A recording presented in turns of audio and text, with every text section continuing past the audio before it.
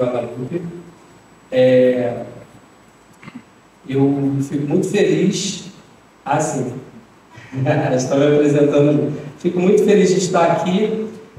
Gostaria de compartilhar com vocês uma experiência de Bíblia que eu tenho tido, né? E por isso eu não estou dizendo que eu leio demais a Bíblia, pelo contrário, eu tenho que aprender a ler mais. Mas eu aprendi uma metodologia de ensino que a gente vai utilizar hoje na nossa mensagem, é uma metodologia de aprendizagem. Que eu tenho feito com os estudos da Bíblia? É claro que a gente faz ano bíblico, claro que a gente estuda, mas eu aprendi o valor de estudar a Bíblia como uma pesquisa, né? Eu sou professor, se bem é meu colega é meu amigo, meu irmão, mas é meu colega, né? Aliás, eu vou aqui dar uma alfinetada nele, não sei se ele gosta de lá, mas eu trabalhei na melhor escola da 10ª. Até falei, caramba, Alessandra, você veio para o Padre Miguel? Vai lá para a 10ª CRE, né? Lá para dentro de Santíssimo e tudo mais. Eu era pior, eu fazia 2 horas de viagem, eu ia para Barra de Guaratiba, dentro da Marambaia, na Professor Vieira Fazenda. Irmãos, uma escola que só Deus sabe, né? Primeiro que você deixa o vidro do teu carro aberto. Meu pai trabalhou lá 35 anos. Seu pai trabalhou 35 anos lá? Civil do Exército. Ah, ele era militar, então tinha mais privilégios do que a gente, né? Era civil? Mesmo assim, mas está dentro do militarismo. E era maravilhosa. Primeiro que a gente podia deixar a janela do carro aberta e dar aula, ninguém fazia nada. Agora eu estou numa escola que se eu não fechar o vidro, o bicho pega. Eu estou na Taquara agora, né? Mas é um prazer estar com vocês. O que eu descobri, assim, que me deu um prazer imenso de ler a Bíblia? Eu comecei a pesquisar textos. Eu leio um texto, aquilo não entra na minha mente, eu não consigo entender, e eu começo a buscar, perguntar, questionar, e falar, e ler, né? Martinho Lutero diz que a gente tem que aprender um pouco aqui, um pouco ali, né? O White também parece que retoma essa ideia. Então, não, a Bíblia se explica por si só, e o irmão White fala que a gente tem que aprender um pouco ali, um pouco aqui. Então, eu fui aprendendo. Então, por exemplo, quando a gente diz assim, ó, lançando todo ele sobre toda a vossa ansiedade, antes diz que a gente deve se humilhar debaixo da potente mão de Deus, mas eu não entendi aquilo. Aí eu só fui entender essa história quando eu entendi a história de Agar, quando Deus falou, ó, volta e se humilha debaixo da mão de Sara, porque você, o filho, será grande.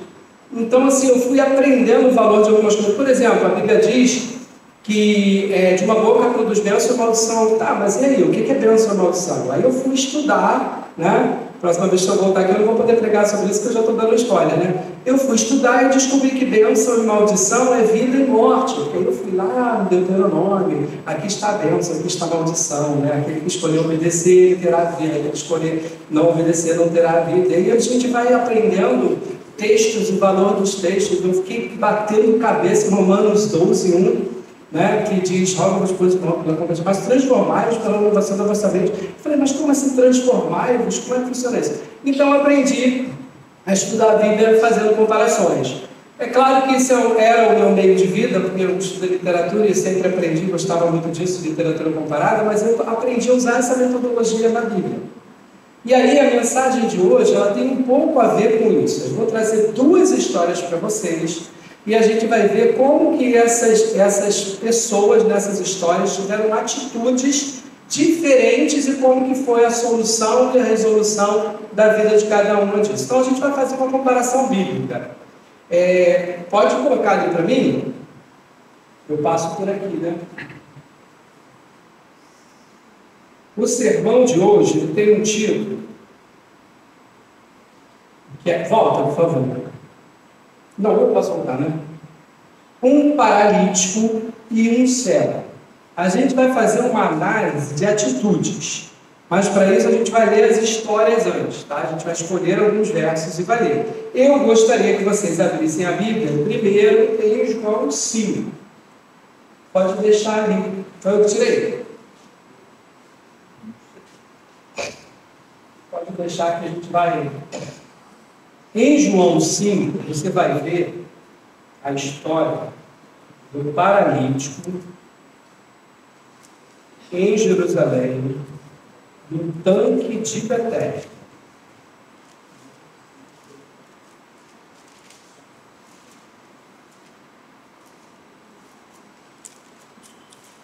Eu só vou pedir o seguinte: fiquem com um marcador nos dois textos, que a gente vai precisar voltar. Tá?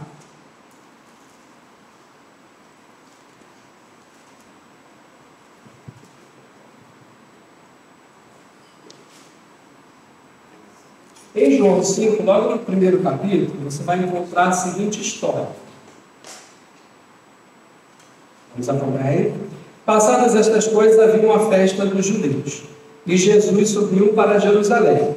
Ora, existe ali, junto à porta das ovelhas, um tanque chamado em hebraico Betesda. O nome do tanque é Betesda, o qual tem 5 pavilhões. Neste jazia uma multidão de enfermos, que aí ele vai especificar que tipo de enfermos são: cegos, coxos e paralíticos, esperando que se movesse. Percebem que esse esperando ele está dentro de um conchete, significa que isso foi acrescentado. Esperando que se movesse a água, porquanto um anjo descia em certo tempo, agitando-a, e o primeiro que entrava no tanque, uma vez agitada a água, sarava de qualquer doença que tivesse. Estava ali um homem enfermo, havia 38 anos. Jesus, vendo-o deitado e sabendo que estava assim há muito tempo, perguntou-lhe: que queres? Queres ser curado? Respondeu o enfermo: Senhor, não tenho ninguém que me ponha no tanque quando a água é agitada, pois enquanto eu vou, desce outro antes de mim. Então Jesus lhe disse: levanta-te, toma o teu leito e anda. Imediatamente o homem se viu curado e, tomando o leito, pôs-se a andar. E aquele dia era dia de sábado. Uma história simples, entre aspas, né? Havia um homem ali, 38 anos, que estava tentando entrar na água para ser curado. Jesus chega até ele e pergunta: queres ser curado? Bastava ele dizer sim ou não. Ele formou uma resposta e Jesus então cura aquele homem. Agora eu quero ler com você a história do cego de Jericó.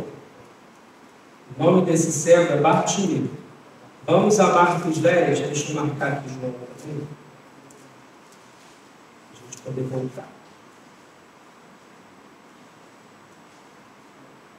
Em Marcos 10 tem essa história, a partir do verso 46. Marcos 10,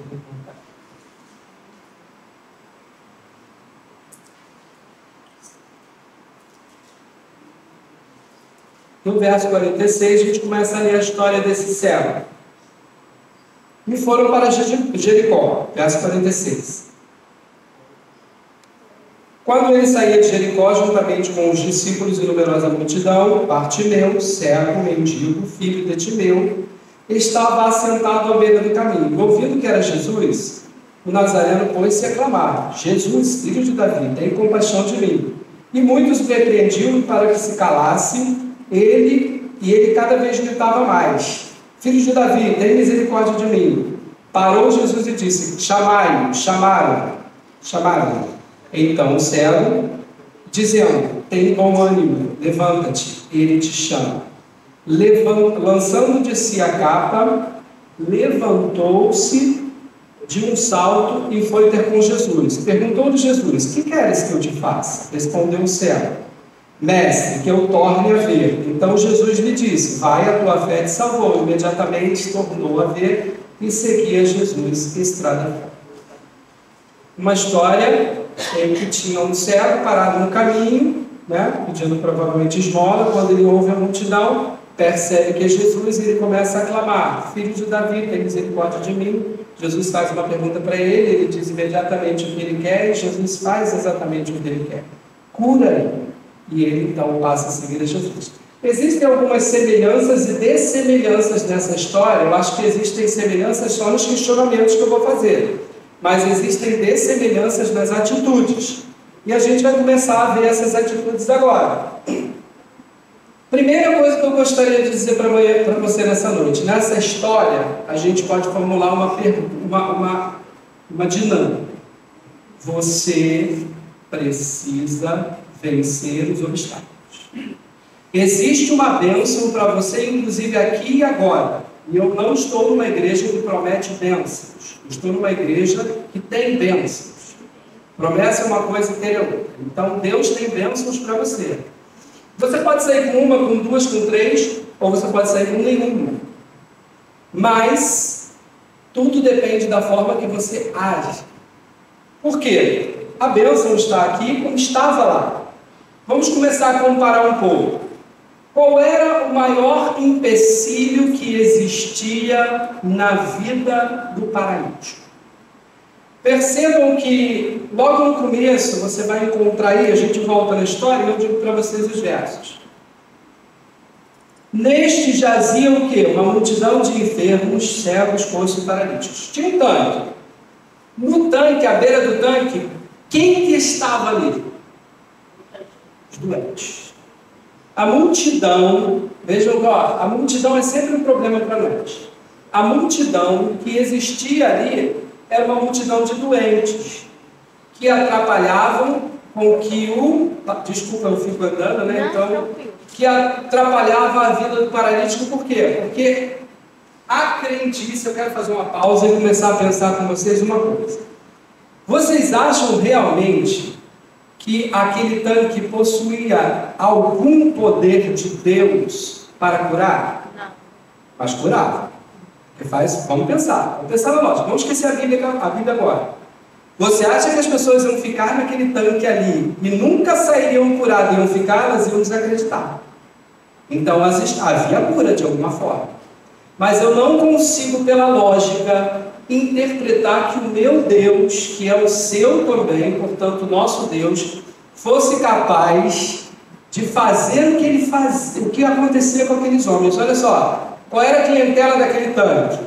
Cegos, coxos e paralíticos. Você acha que Deus vai mandar um anjo chacoalhar a água, igual as mamães fazem para o neném tomar banho? Ó, tá na hora, o primeiro que puder se joga. Deus é um Deus de misericórdia para isso? Então era uma crendice, mas de alguma forma algum milagre acontecia, porque senão as pessoas não ficariam ali, certo? Então a gente crê que pode ter ali o quê? Crendices, né? Mas o diabo poderia produzir algumas curas para que eles permanecessem ali. E inclusive qual era o problema do paralítico? Ele estava ali há quantos anos? Ele era paralítico há quantos anos? 38. A Bíblia não disse, né? Veja bem, nunca que ele ia conseguir ser o primeiro. Vamos pensar numa lógica ridícula. Suponhamos que alguém resolvesse pegar o paralítico e jogar ele. Tinha que jogar, porque se a pessoa fosse com ele, era o primeiro a entrar e ia se curar porque ele não estava doente. Então tinha que jogar o paralítico. Alguém ia jogar o paralítico na água, tipo. Então o maior problema do paralítico era a multidão. Ele tinha que vencer essa multidão. E qual era o maior problema do cego? O obstáculo do cego? A multidão. Só que essa multidão me assusta, porque ela pode representar a mim e a você. A Bíblia diz, vai lá em Marcos 10. Quem era essa multidão? Está logo no 46. Vamos lá? Quando saía junto com o discípulo e numerosa multidão. Essa multidão estava indo ouvindo com Jesus. Estava andando com ele. Então era uma multidão o quê? De seguidores. E o que essa multidão de seguidores fez? Quando o cego começou a clamar, o que eles mandaram ele fazer? Cala a tua boca.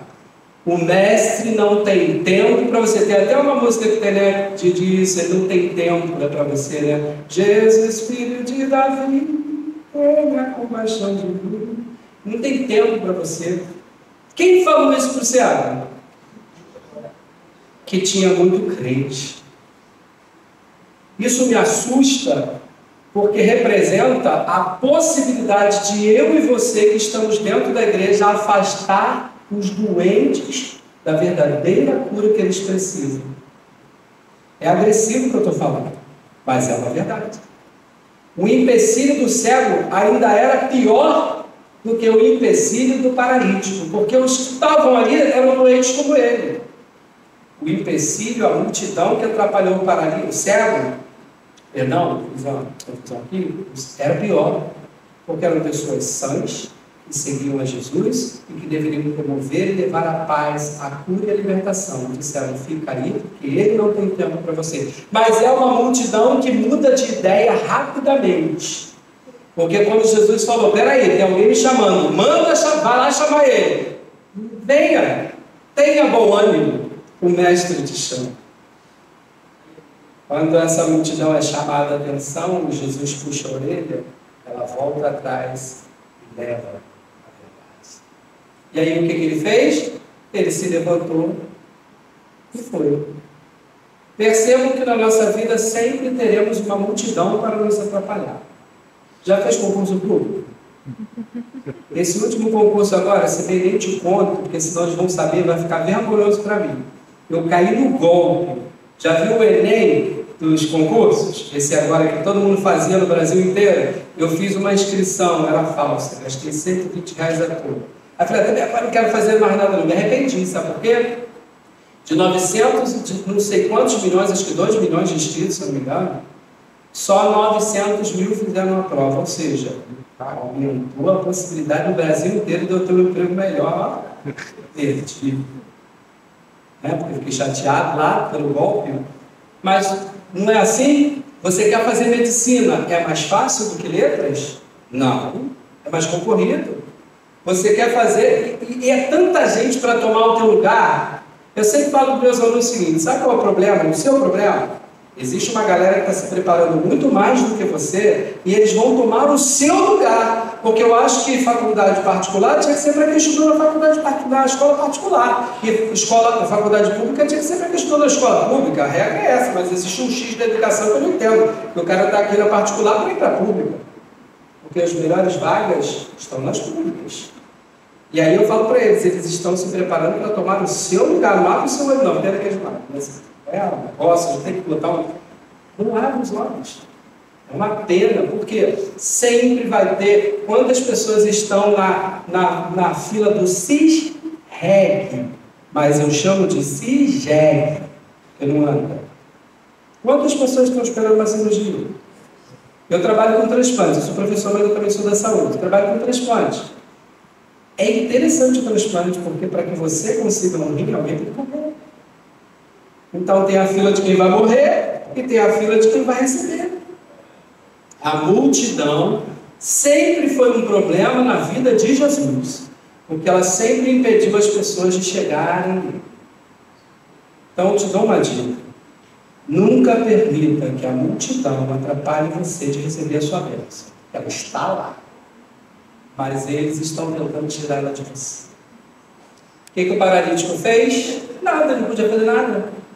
Quem quer pegar e ajudar ele? Ninguém. Ainda vou falar disso agora, porque ele ainda foi mal educado. O cego. Estão mandando eu me calar, eu vou gritar mais ainda. E cada vez ele clamava mais alto: Jesus, filho de Davi, tem compaixão de mim. Até que incomodou os ouvidos de Jesus, incomodou positivamente Jesus, falando: não chama ele. Nunca pare de clamar, porque um dia alguém vai te ouvir. Tem um problema aqui também. Você precisa saber o que você quer. Você sabe o que ele ditado assim, ó. Quem não sabe o que quer, não sabe aonde vai chegar. Vamos ver se esse paralelo existiu. O cego, o paralítico sabia o que queria. Vamos à Bíblia. No versículo 6. Jesus, vendo deitado, sabendo que estava assim há muito tempo, perguntou. O que eles perguntaram, irmão? Qual foi a pergunta? Está no verso 6. Queres ser curado? Eu te pergunto aqui, essa resposta precisa de quê? Duas possibilidades. A gente ainda inventa uma terceira, mas esquece essa. Só precisa de sim ou não. É uma pergunta direta. Quer ser curado? Bastava dizer sim. Ou bastava dizer não. Aí a gente que gosta de, parafrasear, a gente diz, talvez. Né? Ainda tem isso? Talvez. Vou dizer para você, o paralítico era paralítico, mas ele era extremamente inteligente, e dentro da inteligência dele ele foi arrogante. Porque eu vou até entonar do jeito que eu gosto de entonar para você entender o que eu estou querendo dizer. Olha só. Eu não vou ler humildementezinha não, tá? Porque a irmã White diz que a fé só brotou nesse paralítico quando Deus deu a ordem para se levantar. Diz assim, ó. Respondeu-lhe o enfermo, Senhor, não tem ninguém, tipo assim, apontando ninguém, que me ponha no tanque quando a água é agitada, pois enquanto eu vou, desce outro antes de mim. Tipo assim, seu idiota, será que você gostaria de ficar aqui e me levar até a água? Faz sentido o que você está me perguntando? Bastava ele dizer o quê? Sim. Ele deu a resposta mais inteligente. Sabe por que nós, brasileiros principalmente, tá?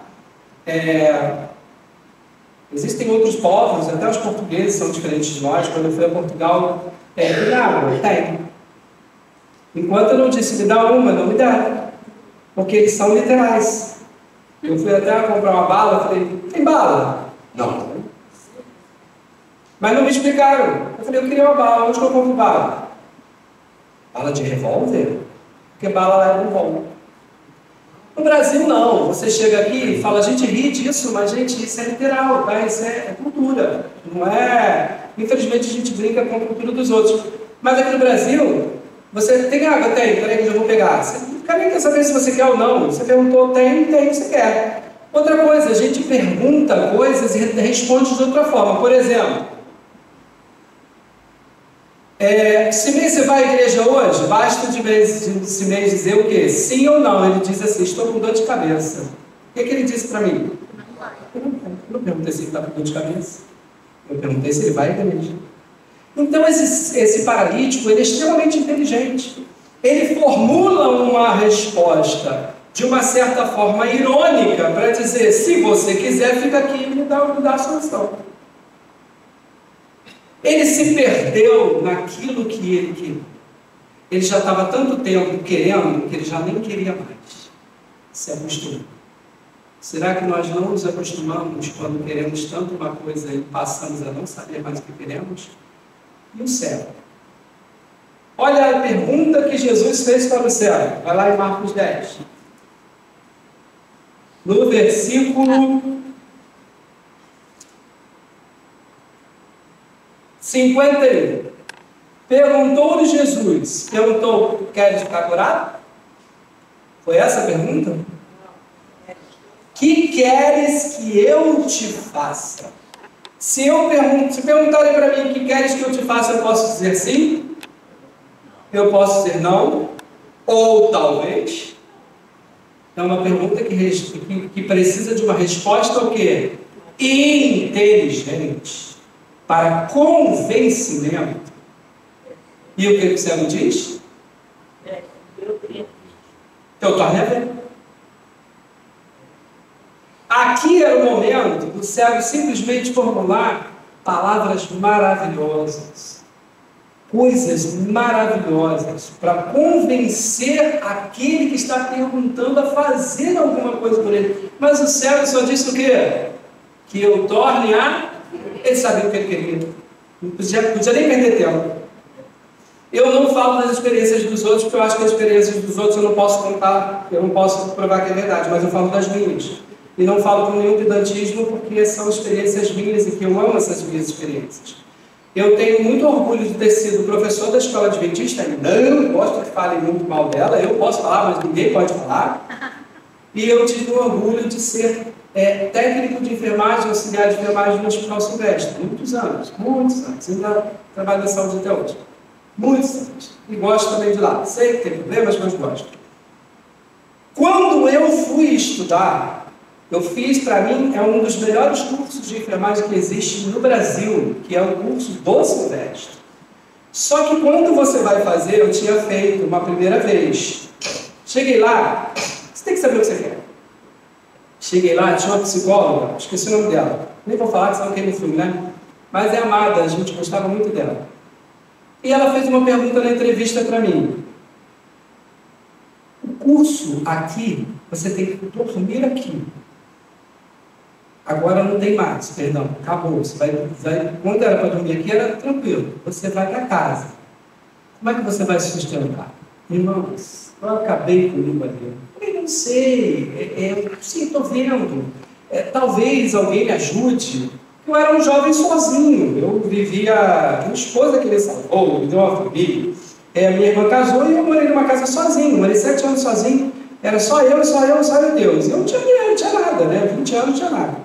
Eu estudei enfermagem com 23 anos. E aí eu não sei, talvez alguém me ajude. E aí, irmãos, passei pela Daisy Conrad. Quem conhece, né? Filha do pastor Conrad, era diretora da escola de enfermagem. Só de olhar para ela, você já tem um certo medo. E conversamos um pouco, eu pensei, vou botar o braço aqui. Eu falei, não vou botar não. E depois ela contou, todo mundo bota o braço na minha vida e é reprovado. Ah, Jesus, eu me livrou. Mas eu fiquei reprovado. Fiquei reprovado, fiquei frustrado e tal. Aí Deus falou comigo de alguma forma e falou, esse ano você vai fazer a prova. Eu falei, como? Não sei. Eu não sei, Deus sabe. Apareceu a opção de gente para pagar para minha inscrição e tal, me inscrevi. Quando eu fui lá, irmãos, quem era o psicólogo? Não era ela, era outra. Era a saudosa irmã Eliane, irmã da professora Elaine, que é casada com Wagner Peçanha, do Grupo Encontro. Ela faleceu, infelizmente. E ela fez a famosa pergunta. Eu já não era psicólogo, né? Já era outra professora, já era outra dinâmica. E aí ela fez a famosa pergunta, como é que você vai se sustentar? Eu sou professor de música. Estudei música a vida inteira, mas professor de fato eu não era, mas eu dava aula. Eu tenho um conjunto aqui que eu ensino, eu tenho um conjunto ali que eu ensino, e isso eu consigo fazer nos finais de semana e durante a noite, e isso não é problema para mim. Eu tinha a resposta. Sabe que esse não foi o pior momento foi quando eu entrei na sala de quem? Daisy Conrad. Olha como eu falei para vocês que as pessoas falam coisas sem querer, sem que você pense, e falam o que querem, mas não falam o que você... E eu rolei, você entendeu. Olha o que ela disse. Ué, eu já te conheço. Você já esteve aqui. O que representa isso, Simei? Você já foi reprovado. Está fazendo o que aqui de novo? Falei, é verdade, já estive aqui. Ah, você não passou? Não. E agora? Agora eu sei que eu vou passar. Porque Deus me disse que eu vou passar. Ele me escolheu para estudar nesse lugar. E não joguei, não. Eu sabia. Um dia eu estava na casa da doutora Evelyn, hoje é médica, e vamos ligar. Qual foi a resposta? Foi muito importante minha presença lá. A música dos 40 anos da Escola Adventista de Enfermagem foi eu que fiz. Ninguém conhece essa música porque só foi para eles mesmo. Mas eu tive o privilégio de participar de um povo seleto. Mas porque naquele ano eu sabia o que eu queria. Tem gente que não sabe. Eu me lembro que depois eu realizei meu sonho de fazer a faculdade. Eu entrei na faculdade com 30 anos. Graças a Deus, teve a oportunidade de chegar a um lugar onde muita gente está há 30 anos. E eu precisava, irmãos, eu era pai já. Minha esposa, eu trabalhava em 2 hospitais, fazendo 2 faculdades ao mesmo tempo, queria na UERJ, já tinha 2 faculdades ao mesmo tempo. E aí eu queria terminar em 4 anos, porque eu já não aguentava mais aquilo. Aí um camarada com 2 disciplinas fundamentais para terminar, senão eu ia levar 1 ano a mais, voltar no mesmo horário. E agora? Orei e fui. Cheguei lá, a pessoa falou assim para mim, olha só, eu vou te dizer, não estou aqui para resolver capricho, não estou aqui para resolver problema de um. Aí eu pensei, lembrei desse texto, falei assim, ele sabe o que é, sabe onde vai chegar. Eu falei, problema de um? Peraí, meu irmão. Peguei uma lista de quase 100 e poucos alunos que deixariam de estudar se aqueles 2 professores colocassem aquela disciplina no mesmo lugar. Quando eu provei para ele o que iria acontecer, o problema que a universidade ia ter, capricho daqueles 2 professores, vou ter que mudar. Consegui terminar. E isso não foi eu não, foi Deus. Porque eu era um jovem que não sabia o que queria. Eu era um jovem que não sabia dizer as coisas. Mas Deus me ensinou por causa desse texto. Tem uma outra problemática aqui, ó. E eu acho que essa é a pior de todas se a gente não souber o segredo disso aqui, ó. Você precisa conhecer quem pode ajudar. Se você pegar a história do paralítico, você vai perceber que o paralítico não conhecia Jesus. Quer ver? Vamos lá em João. Jesus curou no sábado, certo? E aí quem estava de olho nisso? Os fariseus. E aí o que eles fizeram? Em vez de ficar felizes, né? Eles foram perguntar ao paralítico quem curou eles. O que o paralítico diz? Vamos procurar aqui. Está no verso...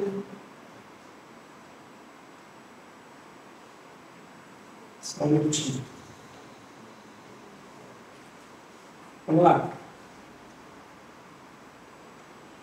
Então, imediatamente o homem ficou curado. Por isso, está no 12, perguntaram-lhe eles: quem é o homem que te disse, toma o teu leito e anda? Mas o que fora curado não sabia quem era Jesus. Primeira coisa que eu quero te dizer: a tua bênção, ela não depende de você conhecer ou não Jesus. Ele vai te abençoar. Ele abençoou o paralítico. Você pode receber bênçãos quantas bênçãos forem. Não depende disso. Mas o que vai acontecer a partir disso depende. Porque aí, se você continuar a história, você vai perceber que o que aconteceu com o paralítico? Ele foi para a igreja, foi para o templo, mas a Bíblia diz que ele encontrou Jesus lá. E se você ler, você vai perceber que ele não estava dentro do templo, ele estava o quê? No pátio. E ao estar no pátio, Jesus encontrou com ele e Jesus disse para ele: olha, você lembra de mim? Lembro. Foi você que me curou. Aquilo deveria ser um processo de gratidão eterna na vida daquele paralítico. Sim ou não? O que ele fez? Voltou de Deus. E disse: sabe quem vocês me perguntaram que me curou? Foi Jesus, ele está lá na terra. E a partir dali os judeus começaram a intentar mais ainda contra quem? Quando você não conhece a pessoa que vai te ajudar, você ainda prejudica ela. Vou te dar um exemplo na minha vida. Antigamente, antes de existir o CISHEG, né, eu conseguia ajudar muitas pessoas conseguindo consultas, né, conseguindo internações, cirurgias. A última que eu consegui, infelizmente, foi tipo assim, ó, foi a última mesmo. Depois disso eu nunca mais consegui. Mas teve uma que eu consegui, uma vizinha de frente, e ela falou que estava sangrando, a minha esposa me falou, eu fui conseguir, liguei para uma amiga, e assim, é sempre um amigo, né? A gente conhece um, que conhece um, que conhece um. Então eu liguei para uma amiga enfermeira e falei: olha, minha amiga está assim, está assada. Ela falou com a médica falou com a outra, e a outra falou assim: manda vir, manda vir, manda vir, manda vir, manda vir. Aí ela foi. Você tem que operar urgentemente, porque esse sangramento pode te levar à morte. Vou em casa, vou pegar uma roupa e volto. Ó, o que aconteceu? A minha amiga me ligou. Porque a outra ligou, chegou a mim. Ué, ela não está aí? Aí a Alessandra foi lá na casa dela. Ah, eu não tenho coragem, não vou voltar. Sabe o que aconteceu? A minha colega falou para mim assim, ó. Ela falou que não consegue mais, ela não consegue mais, ela não consegue mais, eu não consigo mais para você. Ou seja, ela prejudicou, porque a partir dali eu não conseguiria mais nada para ninguém com aquele pessoal. Você precisa saber quem pode te ajudar. Não vai a pequeno, não. Vai a Deus. Deus está em primeiro lugar para você. Vai passar por outro? Vai passar por algum santo primeiro? Vai passar por algum anjo? Vai a Deus. Paralítico tinha essa postura. Mas o cego não. Olha o que aconteceu com o cego. Vamos lá, 10. Quem que ele clamava? Jesus, filho de Davi. É qualquer um que fala essa expressão? Não.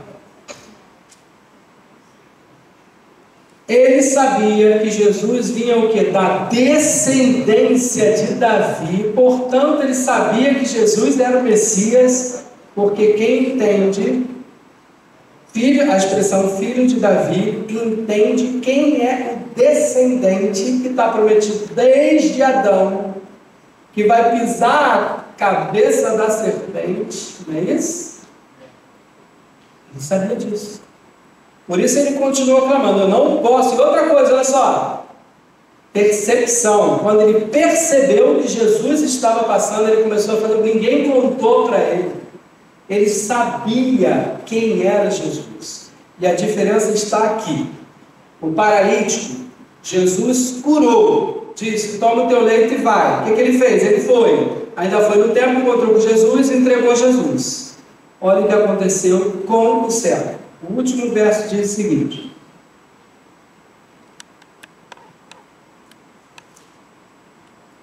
Marcos 10.